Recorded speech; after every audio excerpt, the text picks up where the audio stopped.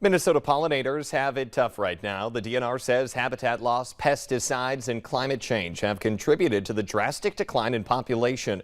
But now that spring is in full bloom, or we hope it is, and gardens are picking up steam, Erin Hazazanda shows us how some are turning their backyards into bee havens. Here at Ames Farm in Watertown, it's this sound that keeps beekeeper Brian Fredrickson buzzing day after day. Do you hear this sound like in your sleep? Sometimes when the sun comes up at 5:36, I know there's something to do.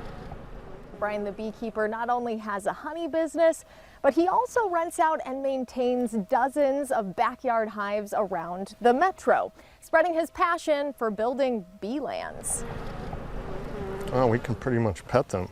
Brian says he's seen an explosion in people moving further out for more land, then calling him to install backyard bees. Part of that slower pandemic pace of life that seems to be sticking. We'll bring the hive. I'll come and visit it, make some honey off your property, teach you about bees. Last year I had a family in Wayzata in a very wooded area in one of the bays. We made 120 pounds of honey on their property. Yeah, it's a win-win. You get your honey and your property looks nicer, right? Right.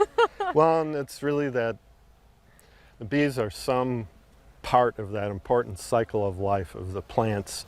But Brian says there's a bee crisis brewing as their homes disappear. He's doing his part by letting clover and native flowers run wild on his 40-acre property, a luxurious home for millions of bees. So you like dandelions around here? I love dandelions. We're making honey off from these. But he says you don't have to be a beekeeper on a giant farm to make a difference. It's the landowners that are going to solve this problem, the bee crisis. We have to leave some land for bees. Whether it's roadside ditches, backyard, everything adds up. Everyone can do their part. In Watertown, Erin Hazazanda, WCCO 4 News.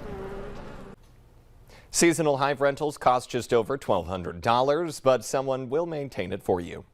Your taste buds are going to be very happy once you feast on today's Southern classic. That recipe with Mr. Food is up next.